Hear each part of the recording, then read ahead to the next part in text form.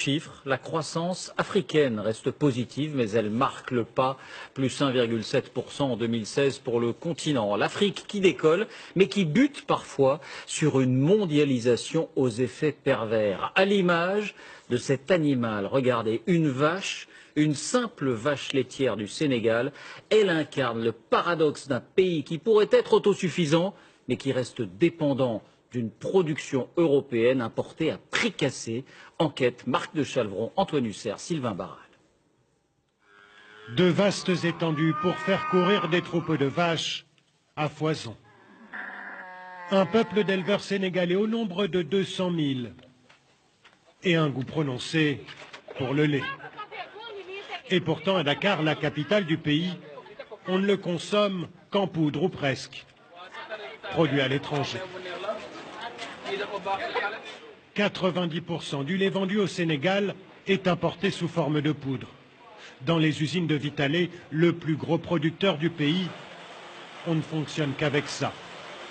Exemple, ces sachets, des doses individuelles de lait en poudre, à dissoudre dans un verre d'eau.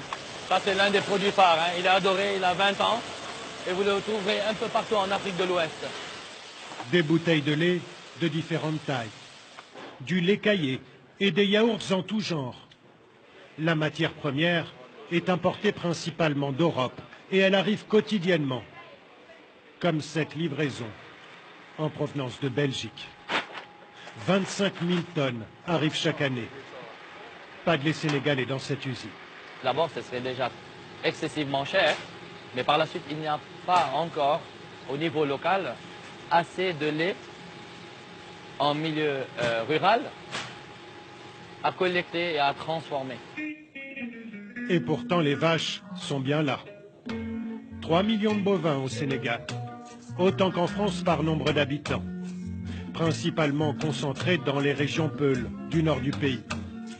Un homme s'est mis en tête d'exploiter ce potentiel, Bagoré Batili, vétérinaire de formation. Il y a 10 ans, il est parti à la rencontre de ces éleveurs nomades, plutôt sceptiques au début, pas habitués à produire du lait. Ici, on est à peu près à 20 km de la ville, Richard-Toll. Et le lait, quand on a ici, à qui tu vas le vendre? Les éleveurs qui sont autour, enfin, les gens qui sont autour sont tous des éleveurs, sont tous des vaches. Tu ne vas pas le vendre ici. Il faut faire 20 km pour le vendre. C'est pas possible. En charrette, c'est pas possible. Il a donc fallu bâtir toute une filière, en commençant par changer les habitudes, ériger des enclos, acheter du fourrage. Et puis, ouais, ici, c'est vraiment une petite étable, quoi. Salam alaikum. On est encore loin du rendement des vaches normandes, mais en 10 ans, cet éleveur est tout de même passé de 1,5 litre à 64 litres par jour. Je pratique l'élevage moderne maintenant. Je ne veux plus forcément d'un grand troupeau, je préfère avoir des vaches laitières qui produisent beaucoup. 2 fois par jour, le collecteur de la laiterie passe récupérer le produit de la ferme. Avec son tricycle motorisé, il fait la tournée des villages. La laiterie du Berger travaille aujourd'hui avec 800 éleveurs dans un rayon de 30 km autour de la ville de Richard-Toll, là où se trouve l'usine.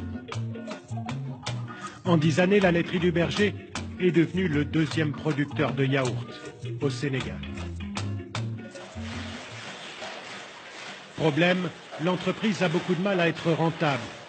La mise en place d'une filière coûte extrêmement cher, et ce d'autant plus que la fiscalité sénégalaise ne lui est pas du tout favorable, selon Bagoré Batili.